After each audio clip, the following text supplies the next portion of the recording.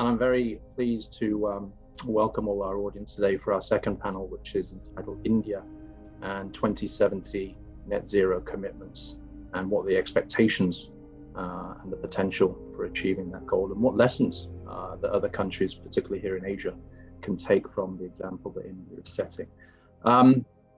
Before I dive into it, let me just introduce our speakers, and I'll also ask them to give a quick introduction as they go along. But I have with us in this amazing panel a great trio of speakers, and in no particular order, I'd like to introduce Mr. Jagjit Sareen, who is Assistant Director General at the International Solar Alliance.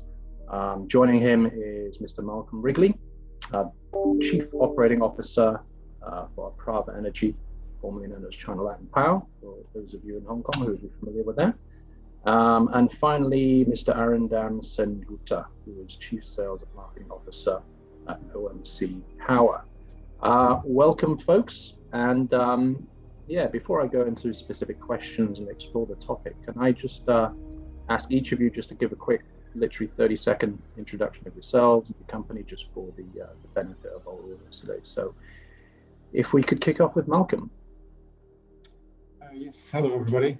Malcolm Wrigley. I spent my life in the operations and development side of the power industry and electricity generation, that is, and I'm currently responsible for a fleet of 23 operational and construction assets owned by Prava here in India. Nice to meet you all. Likewise, and great to have you on board today. Thank you, Malcolm. Jagjit, can we hear from you in terms of who you are and what your role is?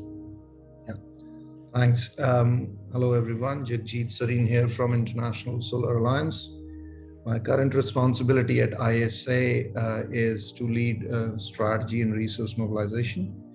I come to ISA from the World Bank, previously worked in Asian Development Bank, Green Climate Fund, UN Climate Secretariat, and being around there in climate space for about a decade and a half.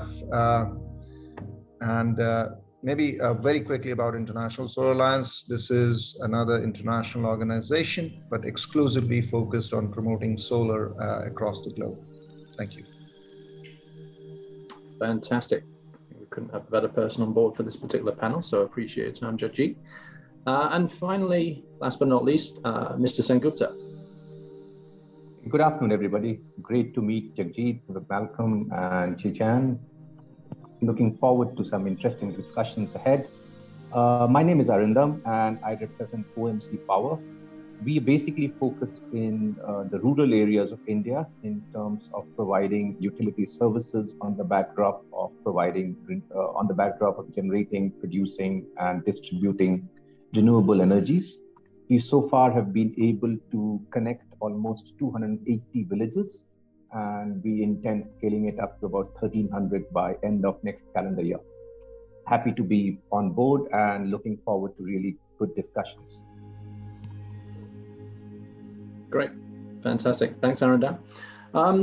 So before we kick off with the discussion and specifically some questions, which I'd like to pass to our speakers, just want to remind our audience once again, do feel free to use the chat function, voice out any comments or feedback, any sort of input that you might have.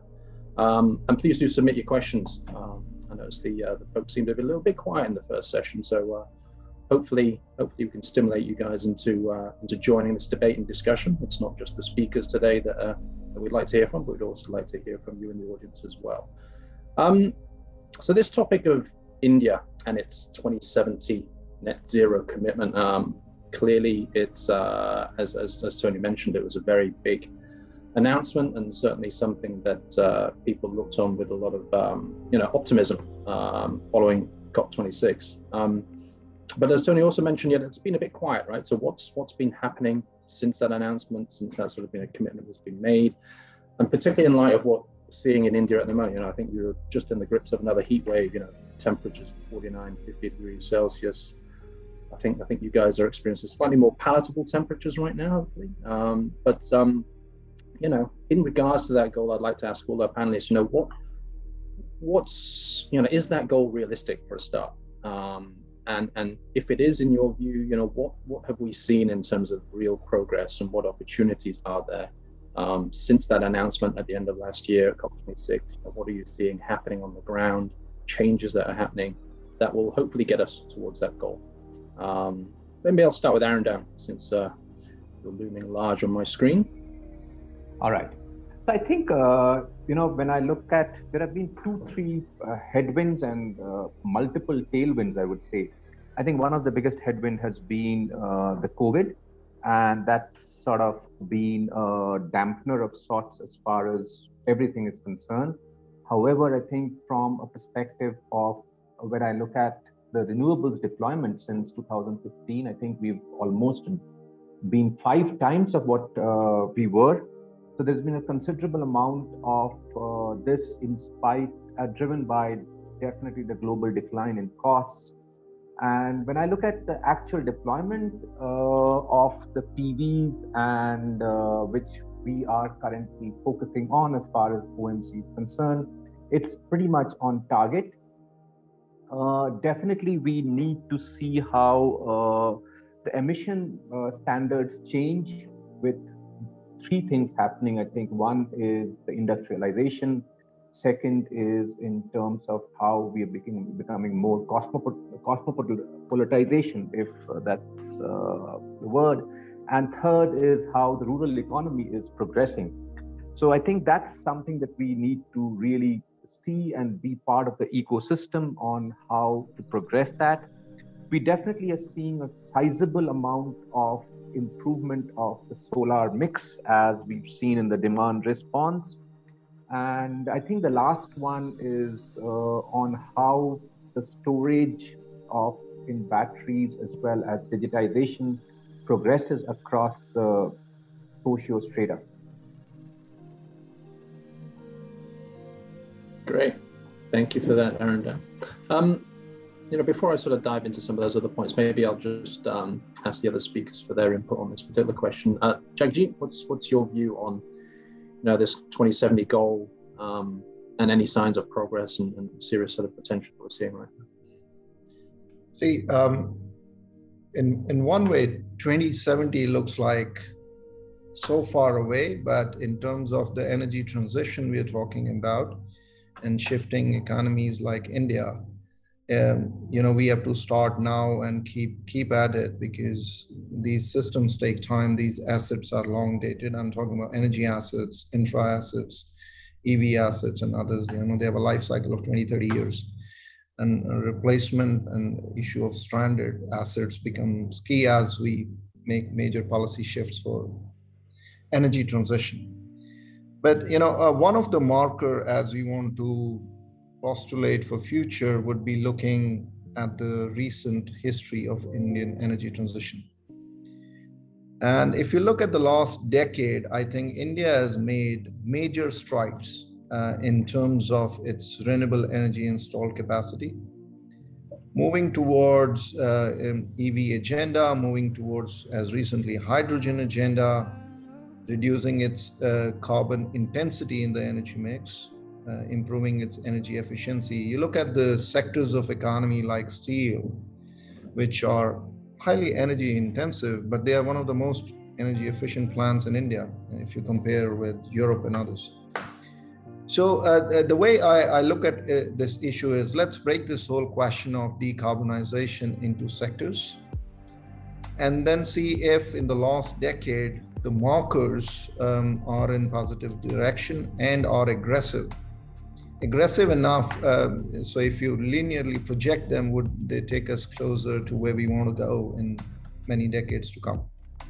Then let's look at the numbers as of today. India ranks about 4th in world in the installed renewable energy capacity, which is a very good place to be.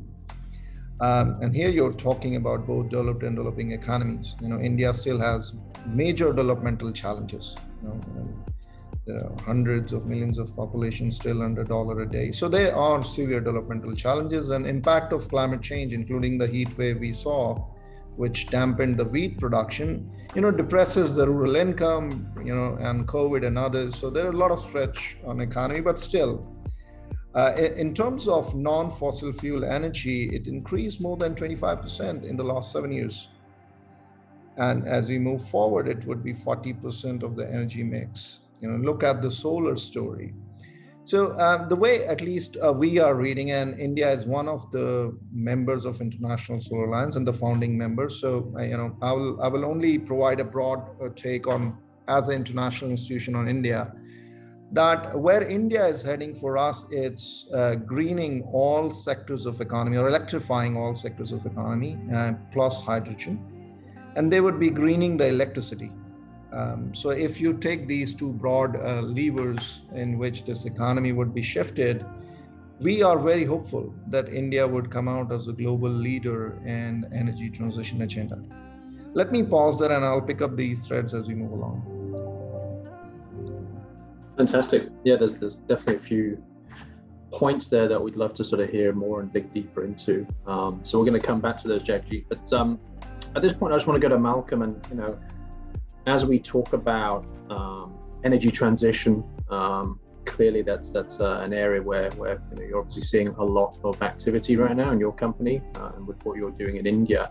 The growth of renewables, as Jagjit mentioned, but also that sort of role of traditional energy. Coal is still going to be a big factor as well. So how do you see, for example, the more shorter term goal of India trying to get to, say, 50% of its energy from renewable sources? I think that was one of the Prime Minister's goals for 2030 as an immediate target. How do you see the country moving towards that mix between traditional and new energy sources?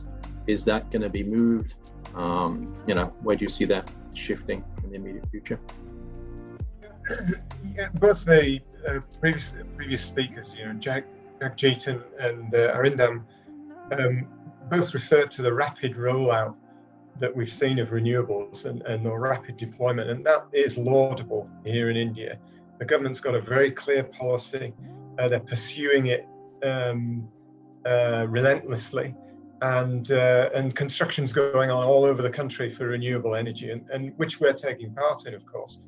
And that is an excellent policy, and it's certainly going in the right direction towards net zero. But net zero is a challenge everywhere in the world, but it's a particular challenge in India because the core of the power generating system here is coal-based.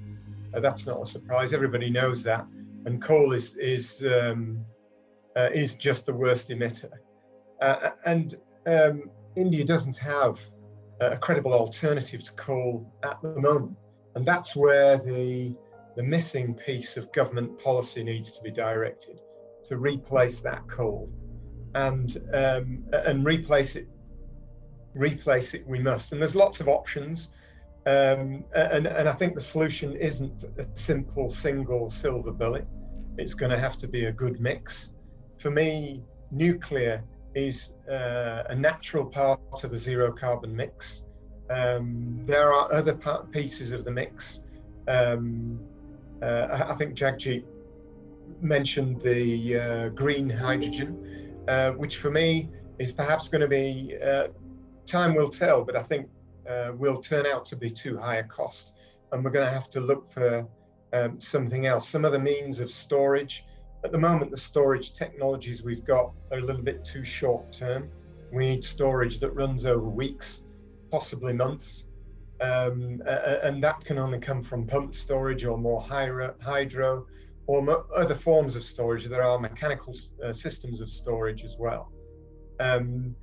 So in summary, it is a huge challenge. I think India's moving in the right direction, but this significant government policy needs to change to get us in that direction. Great, appreciate your input on that, Malcolm. One thing I want to sort of touch on, obviously, the energy sector, and all three of you are heavily involved in what's happening in the energy sector.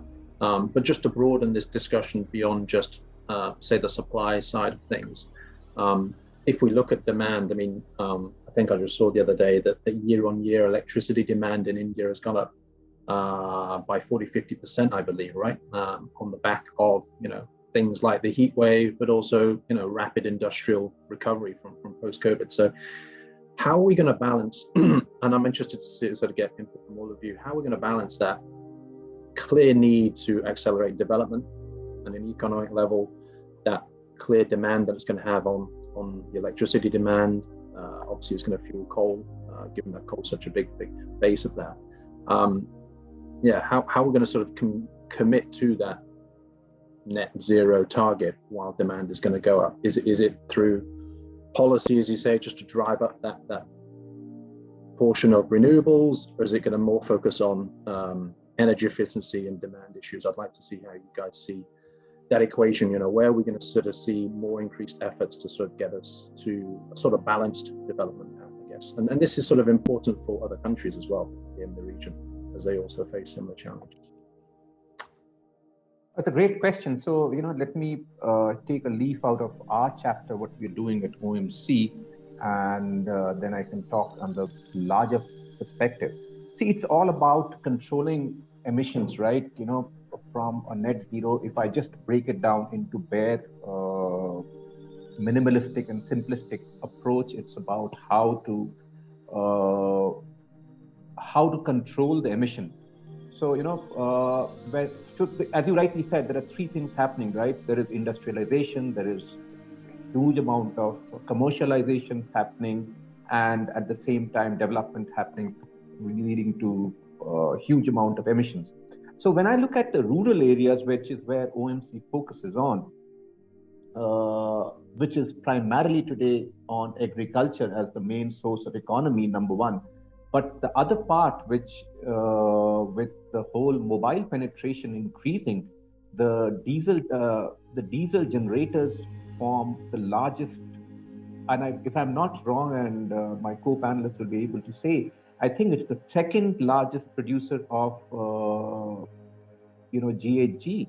So what we've been able to do is replace the diesel and other carbon emission elements in the rural areas through our production of renewable energy, which is a mix of both solar and also in some parts wind. So it has to be a mix of everything that you spoke about, that it's not just one thing that can help towards a net zero. It has to be a mix of everything. The other thing that we've been able to do is converting the utility elements of agriculture, which is the pumps, etc., into more of renewable. Because at this moment, when I look at rural areas, we still have about 18 to 16 hours of electricity, and the balance is darkness. So it is a mix of everything, I would rather say. If I could just jump in there, actually, there is, you touched on one of the issues that's at the heart of the electricity supply industry in India, and that is the tariff structure has an inherent cross-subsidy in it. The rural farmers and villages are receiving subsidized electricity, and industries is paying over the top in order to provide that cross-subsidy. And at the same time, as a whole, the tariffs are submarginal for the distributors. So we have across the country, with the exception of Gujarat, pretty much all of the distributors in India are in a zombie state, dependent on government handouts to keep their cash flow and their balance sheet operational.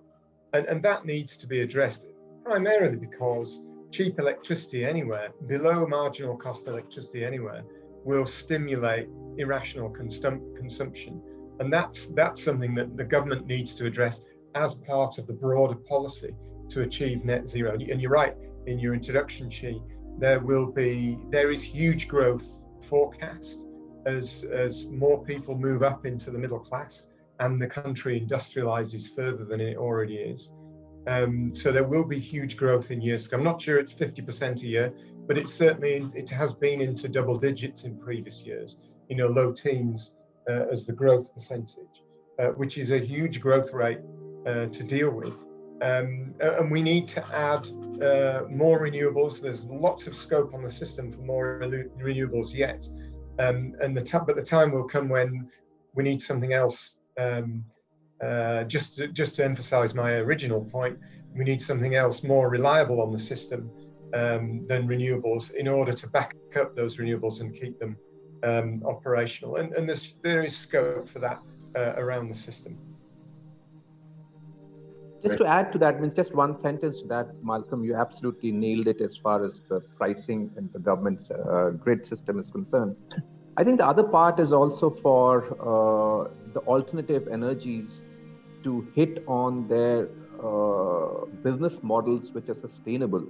And majority of them, as we now see, are operating only on grants and, and rather than having a sustainable and a profitable business model. So I think that's something that, it's not just the government, it's the whole ecosystem that needs to wake up and smell the coffee, literally. You are absolutely right. It's become a vote catching mechanism as far as electricity is concerned, to be either free or, through various schemes like Subhagya, etc., and then be in the red as far as the balance sheets are concerned. Thanks for that comment, Arunda. Can we go to Jagjeet? I mean, obviously, on the demand side, there are, as both Malcolm and Arunda talked about, there are certain, shall we say, challenges or limitations to how much we can get the demand side of things down, right? So, in your eyes, is the focus doubling down on renewables and making sure that at least on that side, we're able to get some way to making gains towards that net zero goal?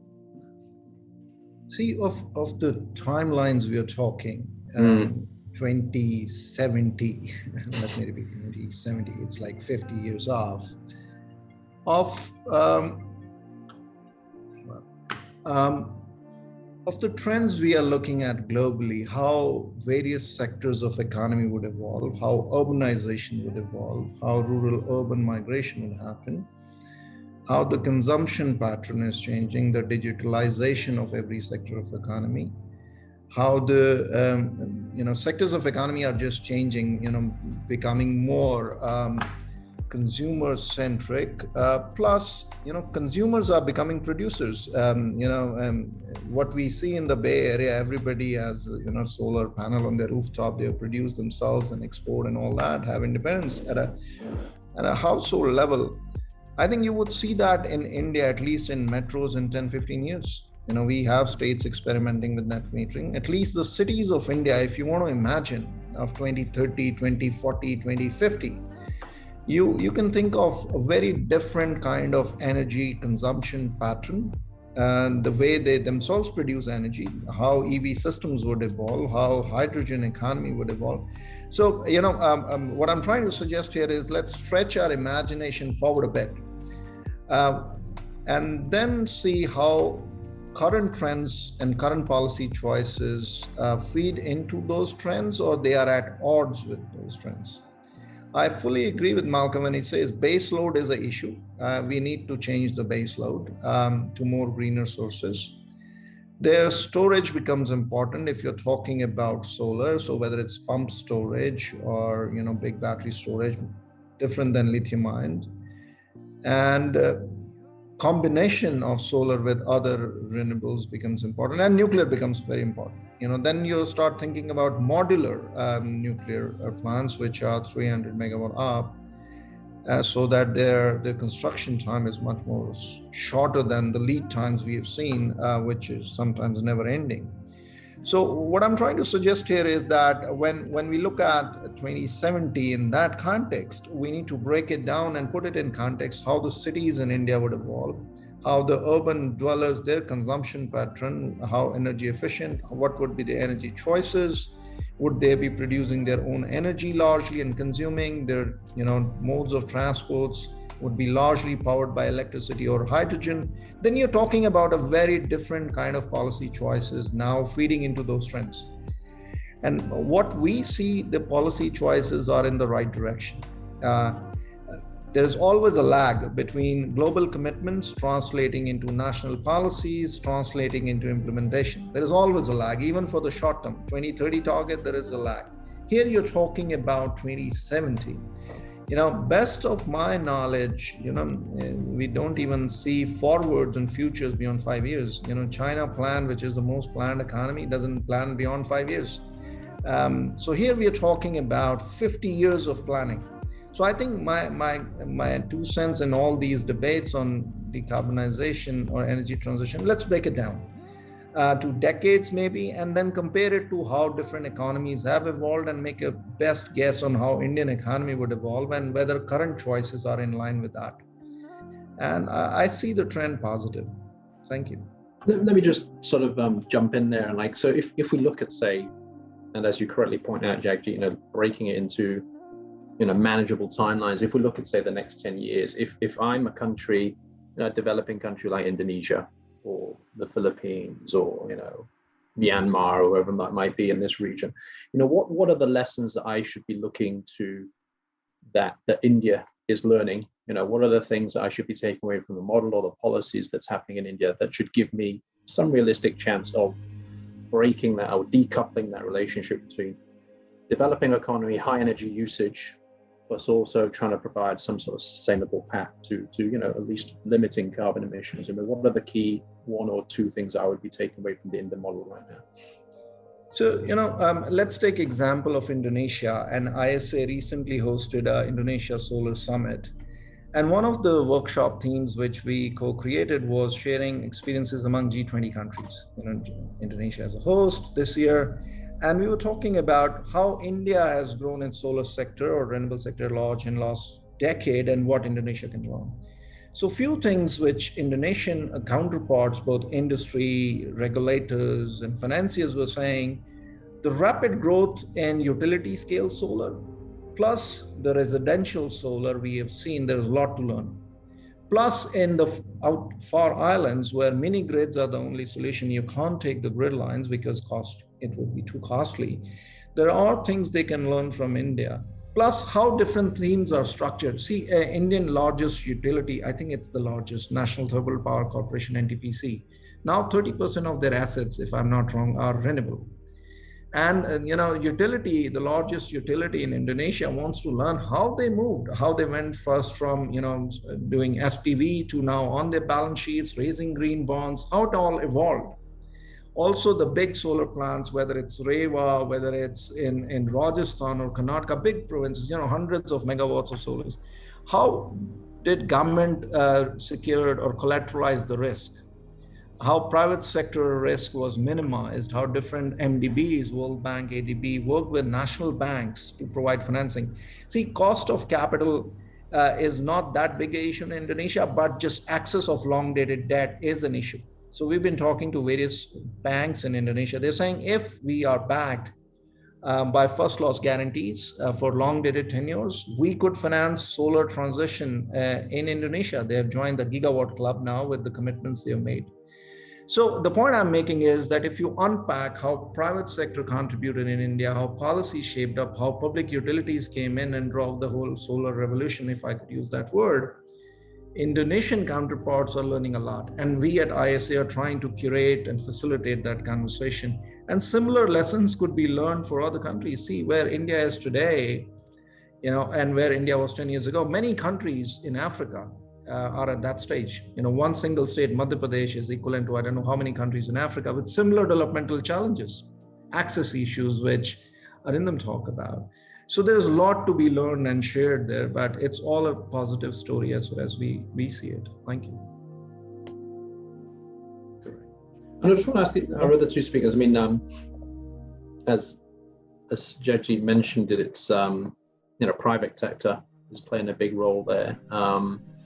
In India, we do have these big, huge conglomerates. What are they doing at the moment? And particularly for other countries around the region, while there is a lag at the government level in terms of policy sort of having an effect, what can big business do to make a change or make an impact in this space? And what do you see those groups in India doing?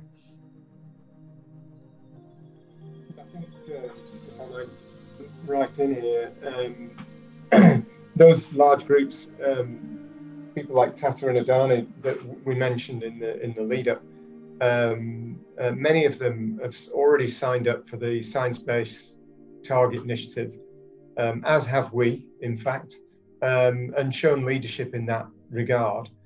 We're committed to a net zero, I think it's by 2040, this company, which we should be able to achieve because our only coal burning asset will be gone by then, and we don't intend to run it beyond its current contract. So that those companies need to show leadership, need to show high profile behavior.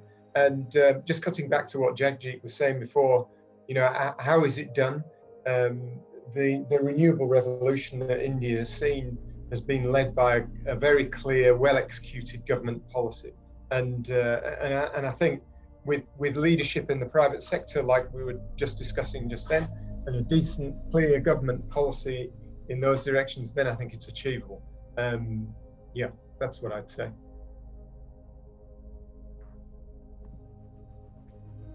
Thank you, Mel. Anything to add there on Arada? I think, there's been lots happening from the big guys, but when I look at the middle guys, and I won't mince words, there's a lot of lip service also happening. And I think people just need to now get to the ground, make things happen, whether it is in terms of storage, whether it's in terms of changing the way of production, whether it is in terms of looking at the essential services, which, you know, with the heat wave, whether it's air conditioners, how do they make it more power friendly? How do they make it more energy friendly? So I would say that two things. One is lip service needs to now stop, and things need to happen. Number one. Number two, I think it's about how the financials scale up for each company towards a more profitable way of working. Great point. And you mentioned financials there. Actually, before I go into any final questions, just want to see if the audience has any questions coming in for us. Let me just have a quick look in the Q&A. Okay, nothing. It can't be CSR activities. It has to be a part of the business model. Understand. Actually, I mean, you mentioned financials, and while we're waiting for any sort of audience questions to come in, the two big factors that will help accelerate this is access to finance, right? And also, the other hand, technology, which is sort of very sort of relevant to our, you know, organizing group here with decarbonization and everything. How does a market like India, you know, find solutions to whether it's finance and technology? Is it all going to be provided internally and domestically, given the situation in the sort of, you know, Western world at the moment? You know, where do you see the solutions to those two particular challenges, finance and technology access? And I think you would get the answer when you see the unicorns that are happening. How many of them are there in the renewable, and how many are there in every other place? I think the answer is writing clear on the wall. Where does the person with the bucks want to put the money? And that, I think, needs to change. I don't know whether Jagjit and Malcolm, you would agree with that. Yeah, I think in our business, if you go back to the beginning of the power sector, or the beginning of the independent power sector, which we were right there at the beginning 20 years ago, 20 odd years ago now. We built a combined cycle plant in Gujarat, and that was financed by foreign debt. But today, all of our assets, all of our construction is financed by a very deep local market in long-term debt, and that's developed over time. It didn't come immediately; it came in a series of small steps. And when you have a clear framework, and what I'm talking about, the clear framework, for example, is one very good example is the formation of SECI, the Solar Energy Corporation of India, which is a government body or a government company which is targeted and tasked with setting up or essentially buying solar power. So they run auctions. Companies like ours and Tata and all of those other companies that we've mentioned come together and compete in those auctions to provide solar power. And they know that when they've won an auction, they can go to the local market and finance their project long-term with local debt. And that's really important. But it doesn't come straight away. It's something that needs building up, and it's something, again, and it's something I keep harping on. It's something that's going to be built on a clear government policy, and SECI is fundamental in this particular industry, solar and wind in India, because they provide a reliable central government supported customer that's financeable. Most of the cutting back to my point earlier, most of the distribution companies are not financeable as customers on their standalone right because they're bankrupt. Got it. Great. Any final input there, Jagjeet? So maybe quick 3 points. So, at ISA, we analyze the cost of financing private sector players and some public sector undertakings when they issue green bonds, whether at LSE or listed anywhere. It's close to 4 to 5%, 5-year bullet bonds plus hedging risk. So landed cost is somewhere between 7 to 9 percentage points. Just compare it with, whatever cost you have in the United States to build a solar plant, or in Europe. There is a difference of 700 basis points. If you really want to have the transformation which we aspire to get to net zero by 2070, and in the coming decades where most of the assets would be built, we need to do something with this hedging cost, which is essentially the currency hedging. And second, the duration of the tenure of these bonds. And I think Government of India is working, various multilateral agencies and G7 countries coming together are thinking about it. But this is one issue, maybe, you're sitting in Hong Kong with various financiers could start thinking about it in terms of various risk mitigation instruments or currency hedging structures. See, unless we start providing premium to some climate assets in terms of not expecting the same either returns or same risks, there has to be some premium on doing this, or some kind of support coming so that, these costs come down. Then you go into multiple volumes. All the pension funds, asset investors investing in India, they're still taking a project by project approach. We haven't seen the big bulk money coming in, which should come. The second point is on asset recycling, or asset monetization, if you will. Government has started some initiative, but we need to see more and more mature assets getting refinanced, so that in the pension funds of OECD countries, they take some stake in these projects which have gone through the implementation risk. That frees up capital of various public sector banks and IPPs, so that they can do more and more. And third point is around what Malcolm talks about, the distribution companies. There is a big problem there. We won't see the whole residential rooftop grow unless there is some fundamental shift happening in how the business model of these discoms work. We have seen a big uptake in solar in the industrial space. With the coal prices going up, we see a lot of contracts being issued in C&I, commercial and industrial solar. In coming years, you would see 10 to 15% of the energy met by solar or other renewables, because of cost reasons. If similar thing happened in residential rooftop, then 2 of the major provider of revenues for discoms will start chipping off. And that's where, for us, there would be a push to really transform how the discoms work. And if these rural feeders are solar with water pumps and solar close to farmers' needs gets a push, then this Trinity would make a push in reforming the way discoms are run, and that would, for us sitting in ISA, would bring a fundamental change in how the whole electricity distribution economy works, and the production economy. Great. I'm going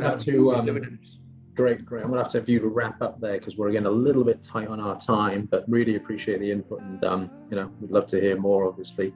I guess it just leaves me a bit of time just to say thank you to our 3 guests in this second session. So big thank you, Arindam, Jagjeet, and Malcolm. We look with eager eyes in terms of what happens in India and how that might hopefully provide some sort of path to how other countries and markets might evolve as well.